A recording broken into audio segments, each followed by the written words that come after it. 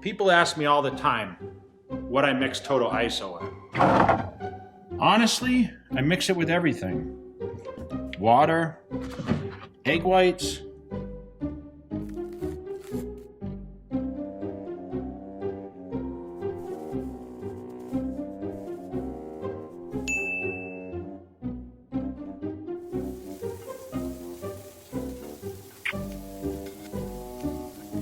What the f, Jay? Capone, Daisy.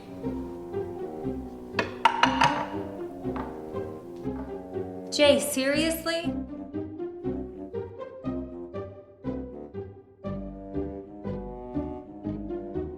Don't.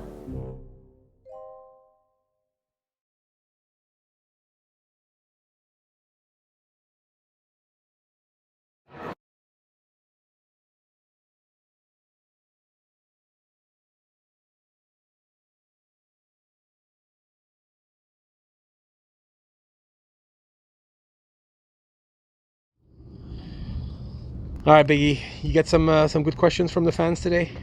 Yeah, we had some good questions this week.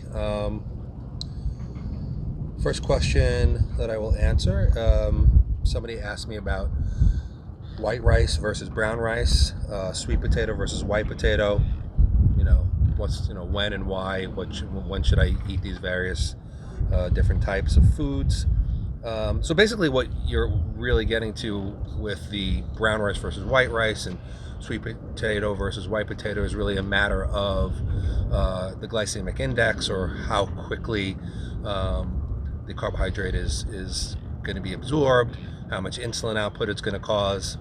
So, I don't want people to get too crazy about this, because the truth of the matter is when you eat carbohydrates, if you're somebody who's into the bodybuilding fitness lifestyle, you're usually eating it with protein, and the protein usually has at least some fat in it. So this in of itself will slow down the absorption of the carbohydrate and actually lower the glycemic index. But for practical purposes, for people who really serious and they really want to be very precise about their nutrition, I would use brown rice and sweet potato for basically all your normal meals of the day, because it will release a little bit more slowly, not as much of an insulin response, so you'll have a little bit more stable blood sugar throughout the day, versus something like a white potato or a white rice. But those carbohydrates are really, really good post-workout, actually, because they act a little bit more closely to the way a pure sugar would act. So there will be a greater insulin response, and obviously post-workout is a great time to have a stronger insulin response, because insulin is a very anabolic hormone, and it'll help to very quickly store amino acids and whatever supplement you're taking, like creatine, beta-alanine, whatever you take post-workout, because it helps to drive these nutrients into muscle cells. And right after we train, the body is much more sensitive to insulin, so it'll handle the insulin easier, and the influx into muscle is something they want very, very quickly. So the insulin will help with this, and it'll tend to be pushed away from fat cells, because the body's just metabolically set up. After training, glycogen is depleted, and the cells become very, very sensitive, the muscle cells, so they want those nutrients very, very quickly. So basically, just answer your question, if you want to be very, very precise, save the white rice and the white potatoes for post-workout, and any other carbohydrate meal, you'd be better off with a brown rice or a sweet potato, so you have that more even blood sugar response, and you'll actually feel better, won't be lethargic, and you'll have better energy during the day. Awesome.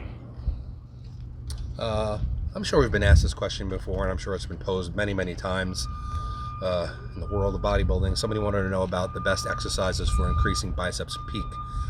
Now, largely, the shape of your muscles is really genetic. I mean, we all have a kind of a genetic map, which is why, if you look at two professional bodybuilders, for instance, they may have huge arms. Maybe they have 21-inch arms, but one of them will have very, very long biceps, which their origin and insertion are already from shoulder all the way to the elbow, versus a shorter bicep that just looks like a mountain.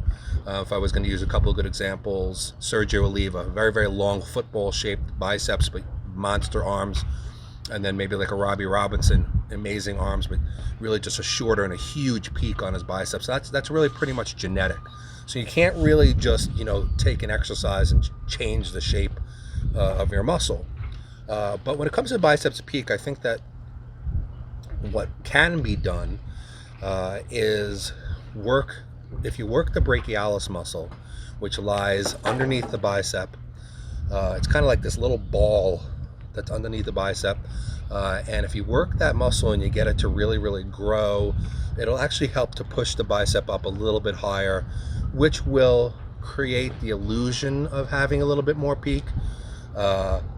It's not going to ever be dramatic, but I have done it with clients where their biceps have been a little bit flatter looking, especially in the rear double bicep shot. If they're a competitor, it seems like their delt very much overwhelms the size of the bicep. And by working the brachialis, like I said, it'll push the bicep up a little bit higher and give a little bit more illusion of peak. Like I said, nothing dramatic. You're not going to go from having flat biceps to having peaked arms like Robbie Robinson. So the exercises that you want to focus on to work the brachialis are hammer curls, reverse curls, Zotman curls in all their forms.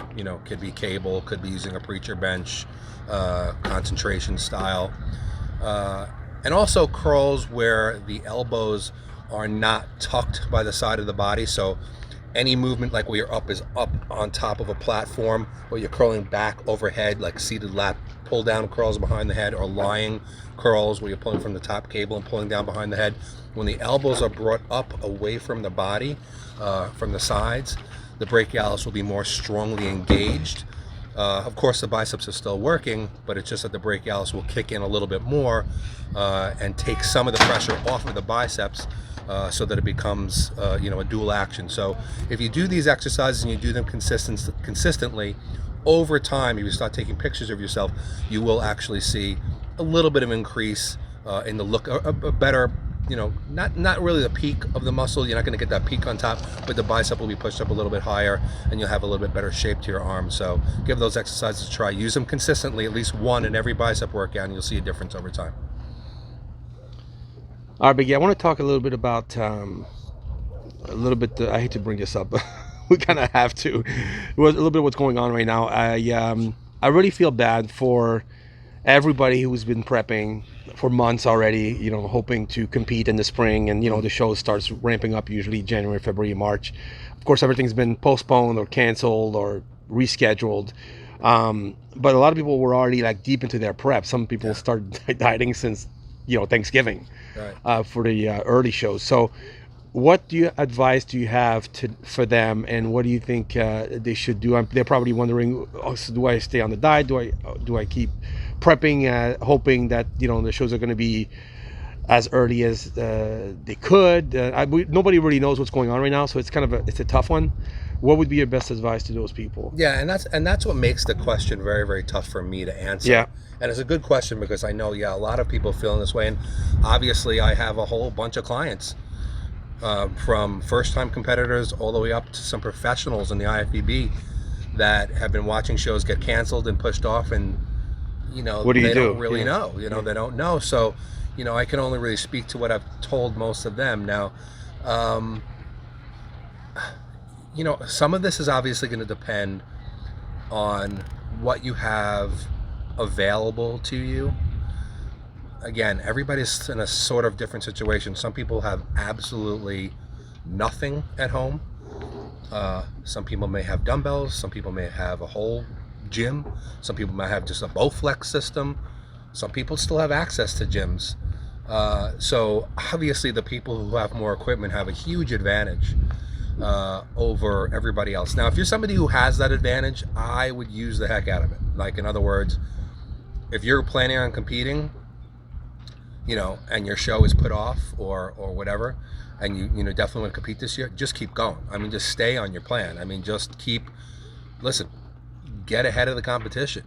Because I'm sure there's going to still be some, there's going to be national qualifiers, pro qualifiers. And listen, a lot of people are going to be knocked out of it. So why not take advantage of the situation as it is and stay ahead? Don't just say, oh, you know what, I could slack off now for a while and then I'll get back to it when I figure out when the show is.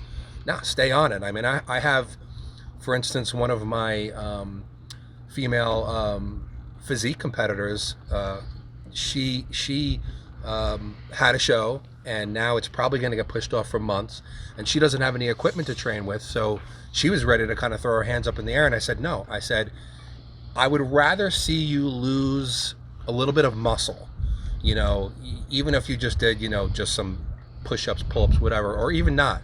I'd rather see you lose a little bit of muscle, but stay on the diet, okay? Let's up our cardio, because she's still able to go out for walks and hikes and things like that.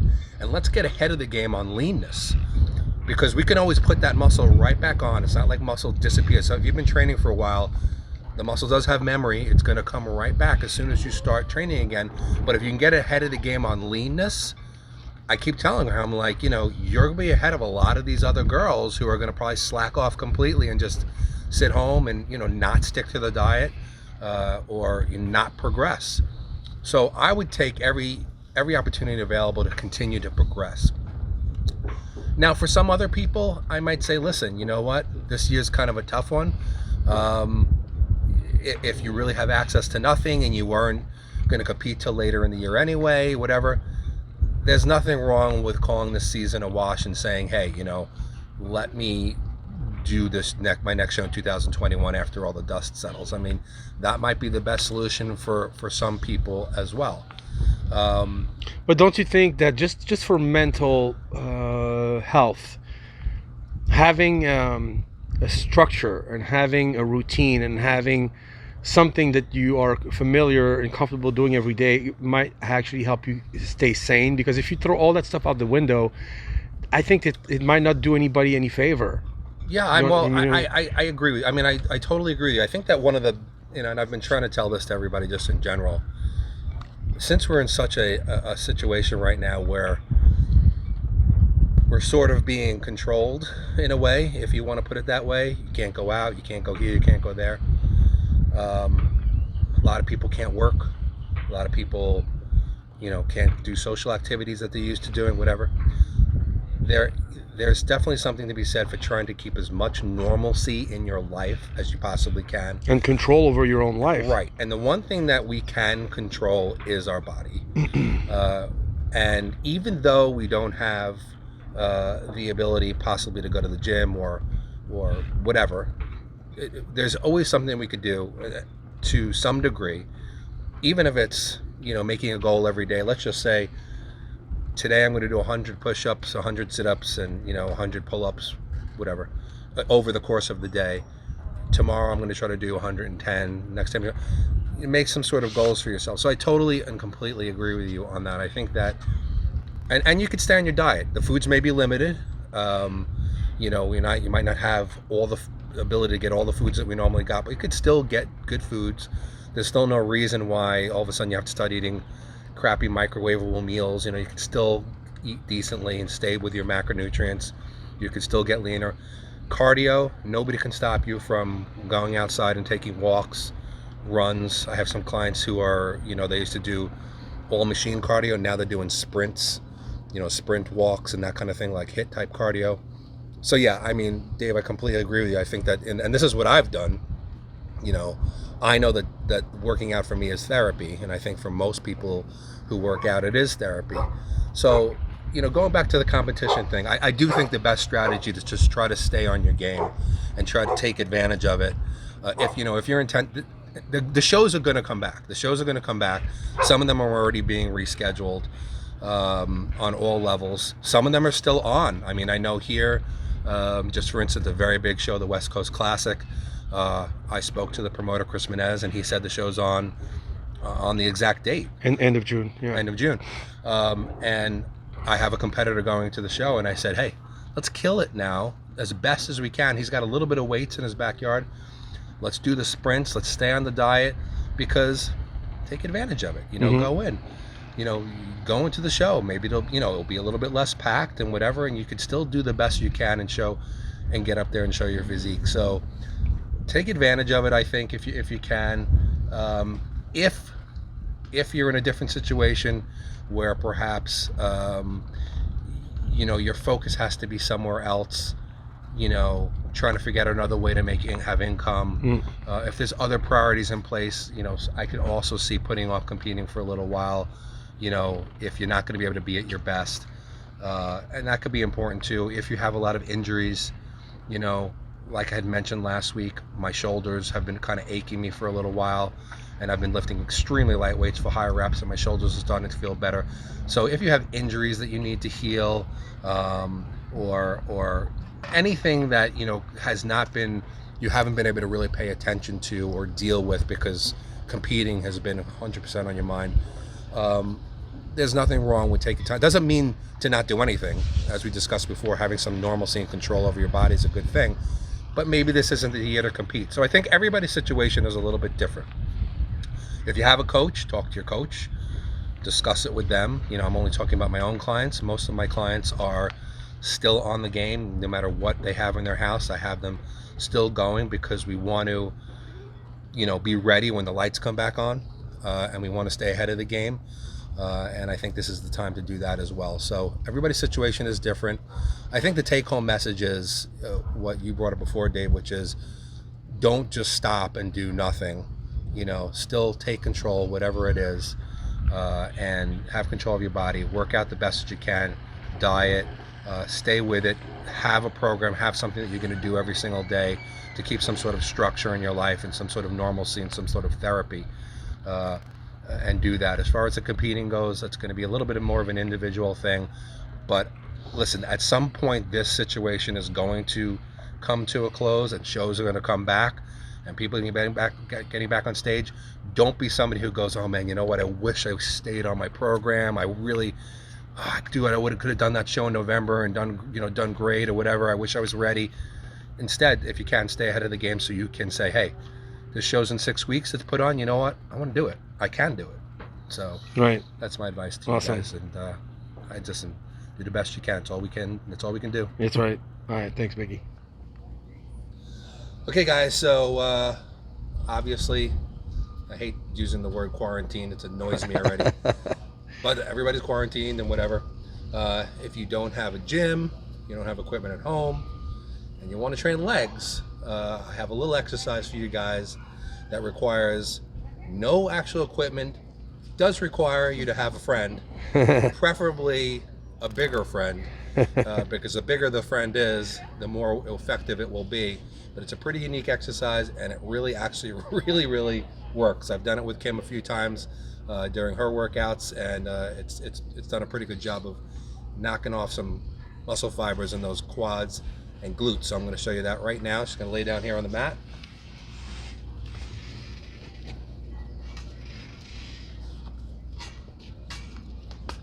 This is called human leg press.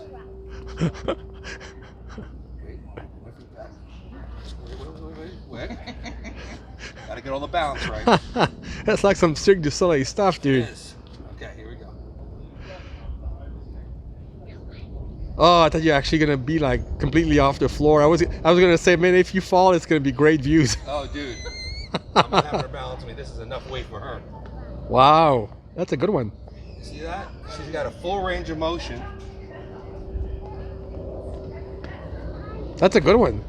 I'm telling you, it works awesome. How many reps you can do like that, Kim?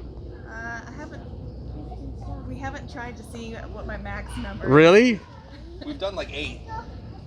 All right. I like it. It's great. And it's fun for me for obvious reasons. Yes. Let's do a couple more. One more. Boom. That's a good one. That's a great exercise. Yeah. Ask Kim how she feels that. Human leg press. It's called the human leg press. How was that? It's actually really good for the outer quad sweep because I had my feet close together. Okay. So it really works the outer quad sweep. Yeah. Something that you can't otherwise really work if you're doing just regular squats. Yeah. So really works out down there. You feel that like the next day you sore? Yeah, I feel it a lot. Well, he's heavy, so I know. that helps. That's not so good for you. To do it, you have to do like super high reps or something. No, I tried to do it. I tried to do it with Kim, and I felt like I was going to throw her. Like, I know. I'm like, this isn't going to work for me. But I could see her go if you're flying. a girl, listen, if you're a girl at home, all the girls at home, they're still trying to get their booties and their legs and whatever. And, you know, maybe you're getting sick of doing lunges and bands and all kinds of stuff like that. So if you have a boyfriend, a husband, a neighbor. You can actually encourage him to get fatter so you can have a better leg workout. Actually, you could try to find the fattest person you can and say, excuse me, I need you for a moment. I'll pay you $5. But anyway, it's a great exercise, so give it a try. And comment on the video if you give it a try, and let's see how it Yeah, I was. like it. I wasn't expecting that. following. Awesome. All right, thanks you guys.